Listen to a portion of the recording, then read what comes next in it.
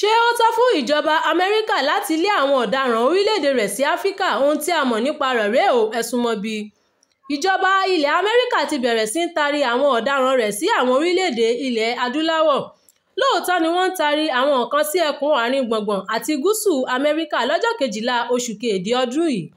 Ni wọ́n ń taari àwọn ọ̀daràn láti Mexico, Myanmar àti Yemen lọ sí Eswatini àti South Sudan ní ilẹ̀ Adúláwọ̀. Wọ́n tún taari ọmọ orílẹ̀-èdè Sudan kan padà sí orílẹ̀-èdè rẹ̀. Ìjọba Amẹ́ríkà tún ti ń bá àwọn orílẹ̀-èdè míì sọ̀rọ̀ ní Áfíríkà láti gba àwọn ọ̀daràn náà wọlé lẹ́yìn tí ìjọba àwọn orílẹ̀-èdè àwọn èèyàn náà kọ̀ wọ́n. Lọ́dún tó kọjá ni ààrẹ Trump ṣèlérí láti máa dá àwọn ọmọ ilẹ̀ òkèèrè tó ń hu ìwà ọ̀daràn padà sí ilẹ̀ wọn. Pàápàá àwọn tó jẹ́ ọmọ orílẹ̀-èdè tí kò rọ́wọ́ họrí, tí ọ̀pọ̀ aráàlú sì faramọ́ ìgbésẹ̀ náà. Ó ṣeé ṣe kí ìgbésẹ̀ náà bá òfin mu, àmọ́ kì í ṣe ní gbogbo ìgbà. Ọ̀jọ̀gbọ́n Ray Brescia láti ilé ẹ̀kọ́ US Albany Law sọ pé òfin kan wà nínú òfin àgbáyé tí wọ́n ń pè ní non-refoulement, èyí tó túmọ̀ sí pé ìjọba kan kò ní ẹ̀tọ́ láti dá èèyàn padà sí orílẹ̀-èdè rẹ̀ tí ewu bá wà fún ẹ̀mí irúfẹ́ ẹni bẹ́ẹ̀ nílẹ̀ rẹ̀. Tí kò bá sí ààbò fún afurasí ọ̀hún ní orílẹ̀-èdè rẹ̀, ó lòdì sí òfin àgbáyé láti lé irúfẹ́ ẹni bẹ́ẹ̀ padà síbẹ̀.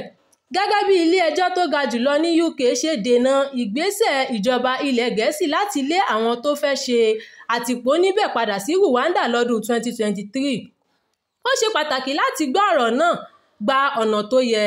Àwọn àlejò náà láǹfààní láti pe ẹjọ́ tako ìgbésẹ̀ láti lé wọn padà, tí ibi tí wọ́n lé wọn padà sí bá léwu fún wọn.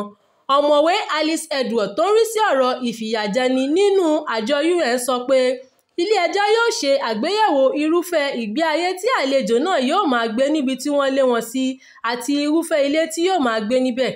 Àmọ́ ṣá o, lọ́pọ̀ ìgbà ló máa ń ṣòro fún àwọn àjòjì láti tètè rí àǹfààní ètò ìdájọ́ ní ilẹ̀ òkèèrè.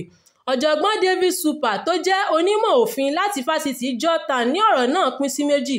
Lákọ̀ọ́kọ́, ó ní kò sí àrídájú pé ìjọba Amẹ́ríkà fún àwọn tó lé láǹfààní láti pe ẹjọ́ takò bó ṣe lé wọn lọ, àti pé Amẹ́ríkà kò láǹfààní láti lé àwọn àlejò náà sí ibi tí wọ́n yóò ti gbógun tì wọ́n.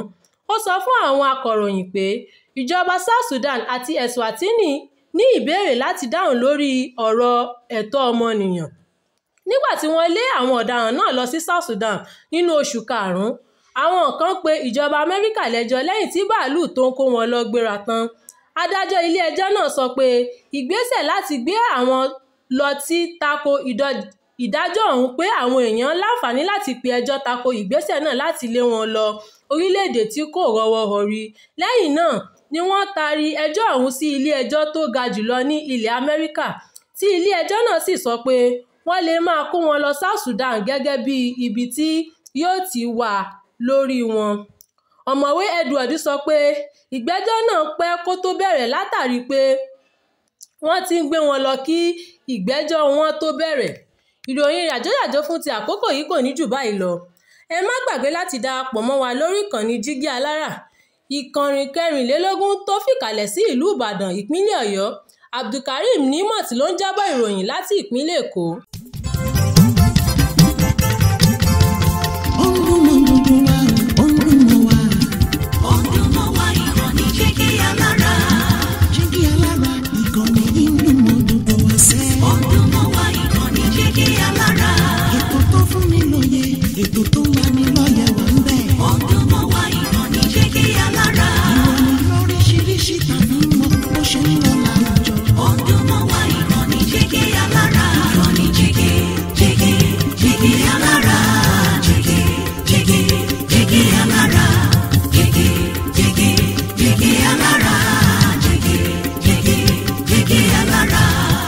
Ìkànnì Jígí Alára 24, bàbá gbogbo.